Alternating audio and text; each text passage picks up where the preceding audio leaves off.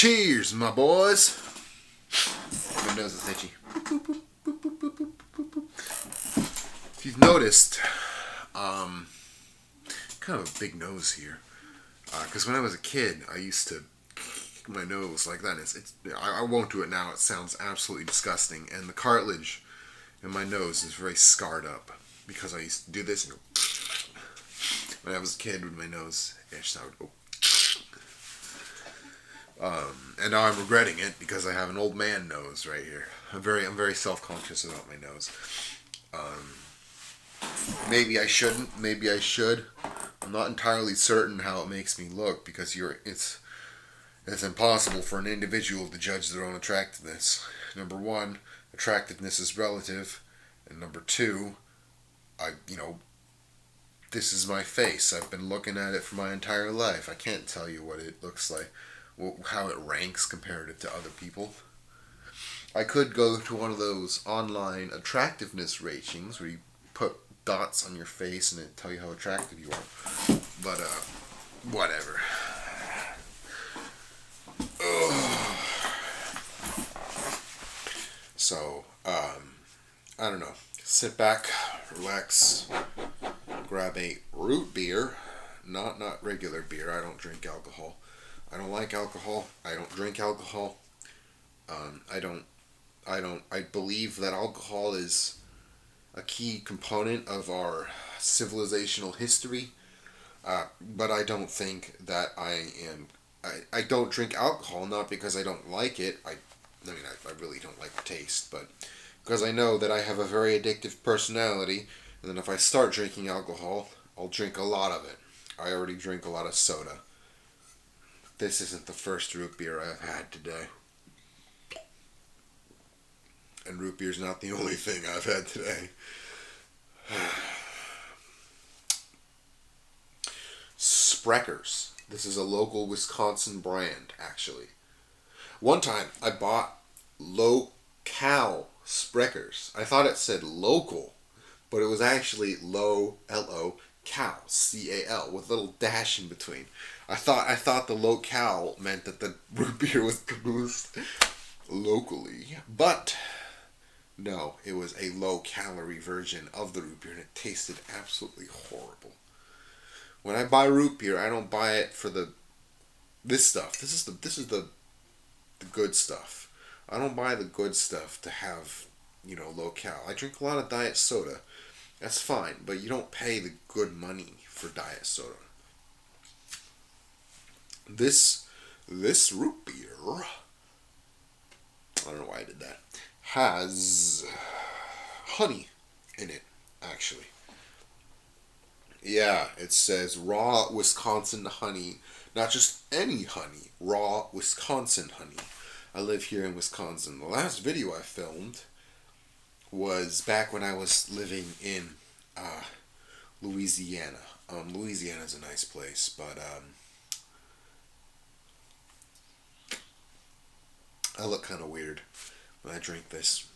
I should drink it less, like, I don't know. Take that as you will. I don't.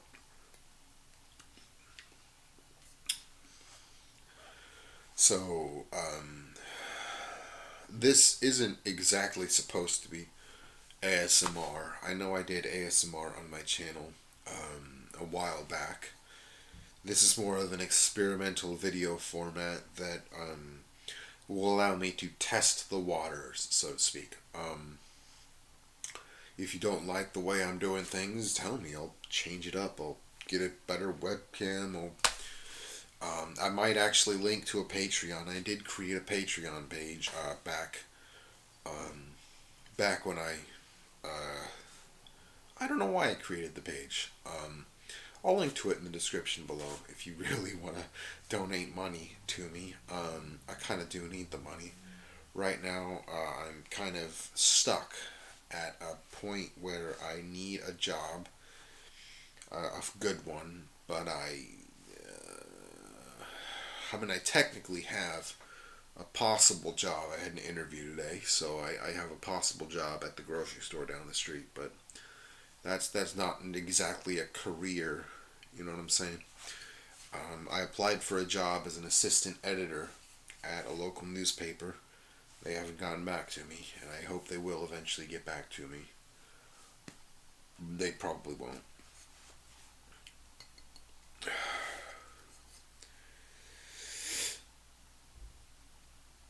Um,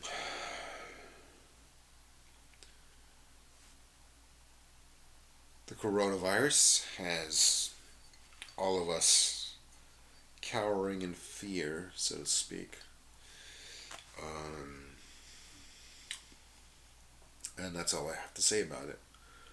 I'm not entirely I don't really keep up with the news, but I've been hearing about it too. Everyone's heard about it. Lots of things are canceled. I can't go to McDonald's because I don't have a car. Can't go through the drive-through, and I can't go into the the dining room. Actually, I suppose now I'll talk about one of my favorite things: anime. I love anime. Love anime. I haven't gone a single day without watching it since I was, what, 16 or 17. I started watching anime when I was like, what, 15 or 16? Anime!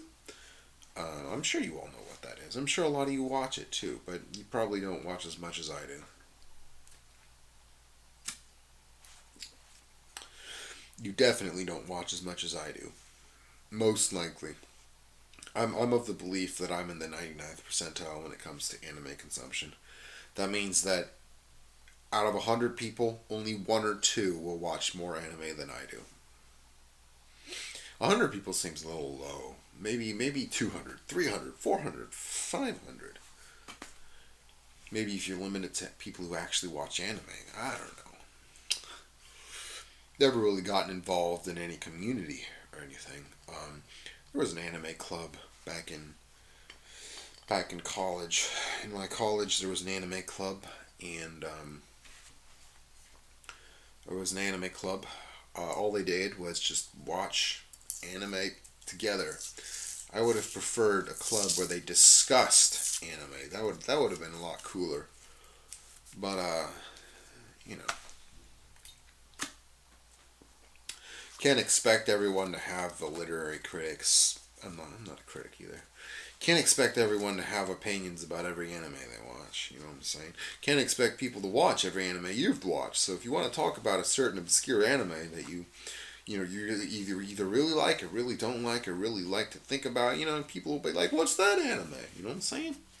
Like one of my favorite anime is Arpeggio of Blue Steel, Aoki Hagane no Arpeggio. Um, it's a very interesting show. It's about ships that turn into girls, but they're also aliens. No, it's not like Kankali. It's different from Kankali.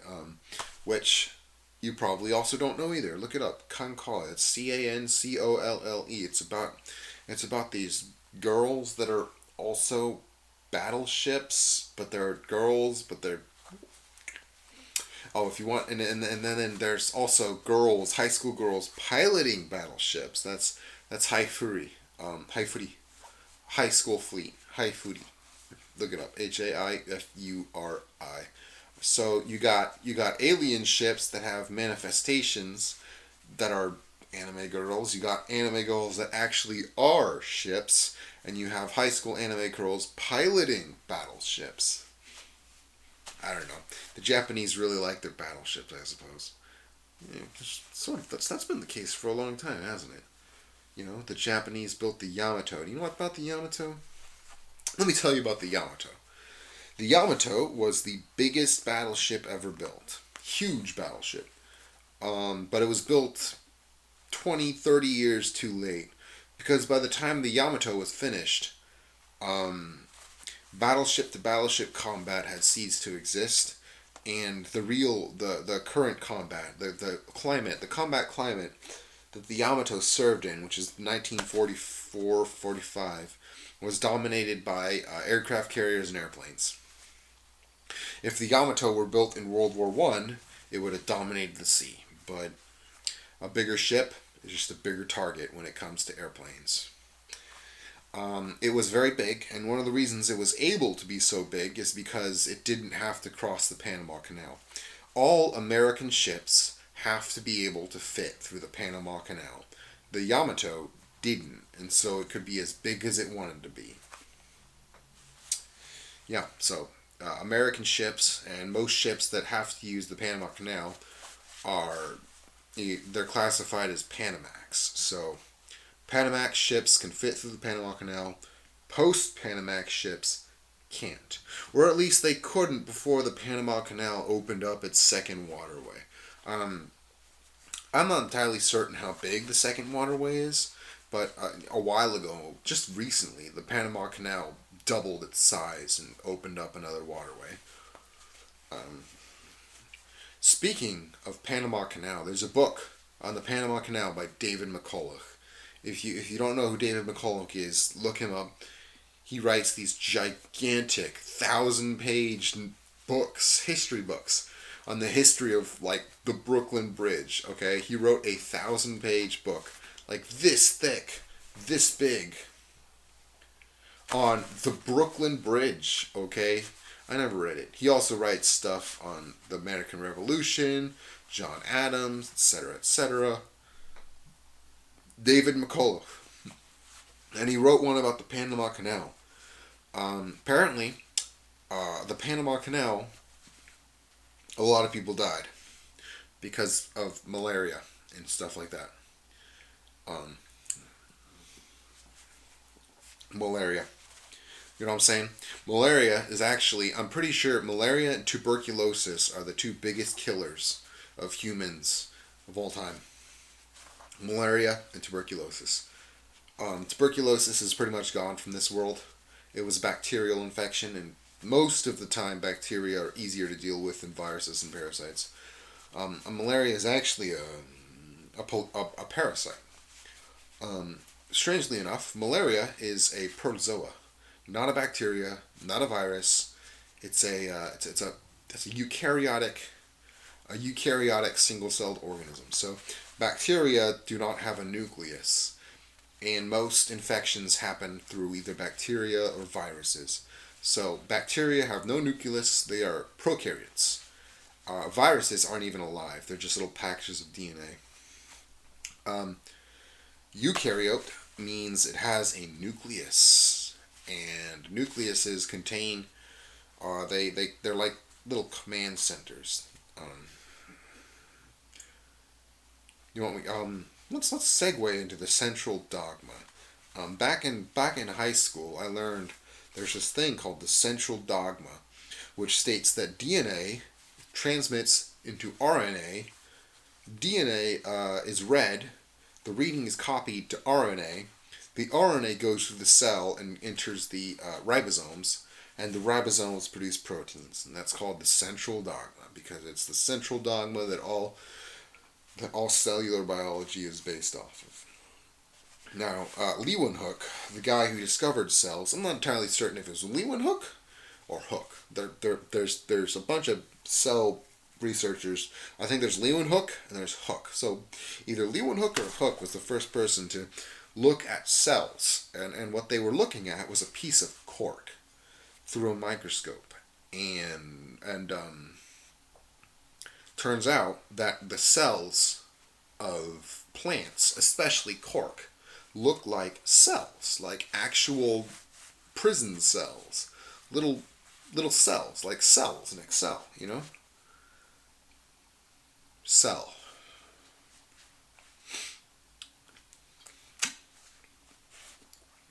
There's a lot of cool things you can do with Excel, actually. Excel has so many cool functions that I don't even, I mean, if you don't take a statistics class, so, like, if you know what ANOVA is an analysis of variance. So, when you have a bunch of categories of people, so if you have, if you think that the distribution of people should be what, like 48% conservative and 52%, or 48% conservative and 36% liberal and 12%, independent, and you take an actual sample of the population, you use ANOVA to check to see if your your statistics really do represent the model, the sample.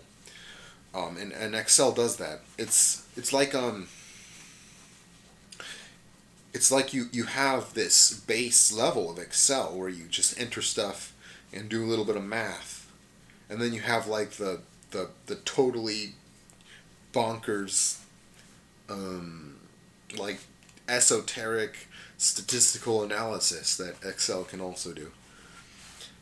I yeah, I don't know. I actually learned statistics for I was a psychology major, and as part of psychology you have to do research. Strangely enough, statistics is actually a class that you have to take when you're a psychology major. So even though I was majoring in psychology, I still had to do quite a bit of math.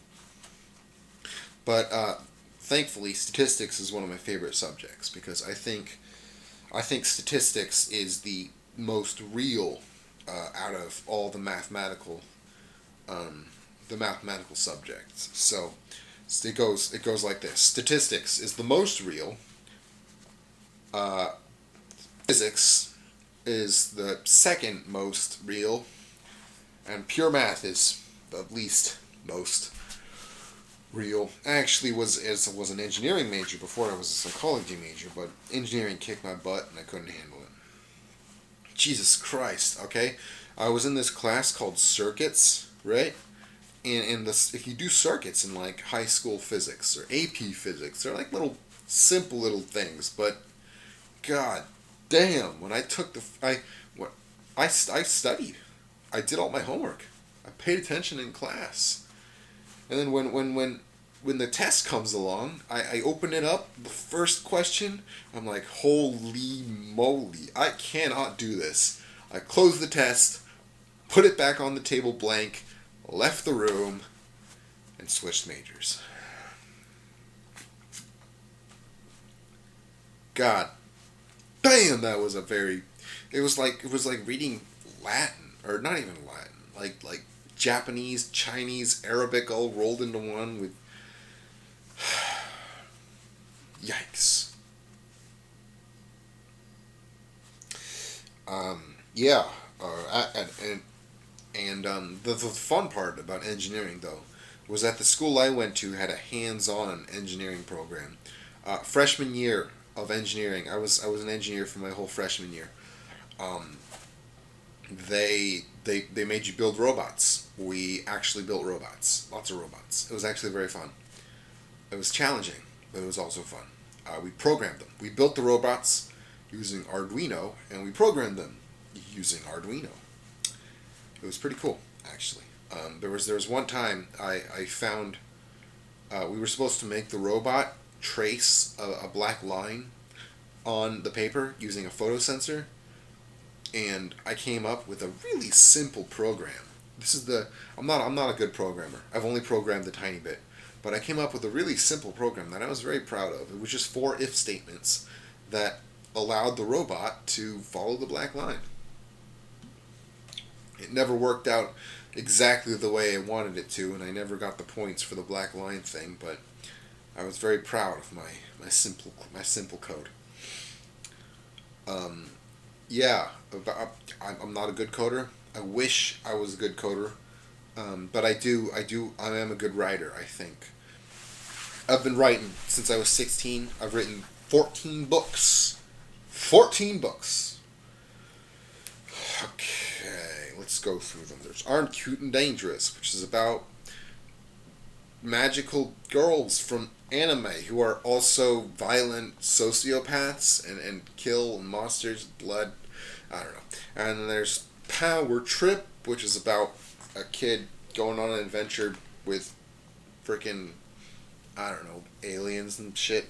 And then there's number 3, which is freaking War on the Rolling Plains. War on the Rolling Plains, which is all about tanks and post-apocalyptic shooting stuff. And then there's Dungeons and Diamonds, which is about dungeon crawling, and sort of the Hunger Games mixed with dungeon crawling. There's 5. It's what was number 5? Binary 7, I think, which is about a a, a girl who turns into armor. I don't know. And then there's the Lasifia, which is about a sky ship, and then there's freaking Mac, um, which is about McDonald's turning into a giant robot, and then there's whatever. I can't even remember them all. You've written a lot of books when you can't even remember all the. Actually, if you see, they're all back there. You see that bookshelf back there? They're all there on the bottom shelf. Those are my books. The books I've written on the bottom shelf. I think that's it for today. My throat is tired. My root beer is still. Should I keep? Whatever. I said I would stop at 20 minutes. I'll be back tomorrow. If you like this style of content, say you like this style of content. If you want it to be more ASMR, and you want me to speak in my voice fry, tell me that too. I could very much talk like this and make sure that you feel a little bit relaxed. Hopefully you'll get tingles. But I've chosen not to produce ASMR because I can't compete with the ASMR artists I love, and I think the medium has no need of my input to the ASMR community. I think it's most of my ASMR's essence is the ramble, the thoughts, my specific way of thinking, which is to say a very unorthodox method of thinking. Actually, I don't know. One of the things that I always do is I think through things, and I'm always open to new experiences and new thoughts, and I'll talk to you guys tomorrow.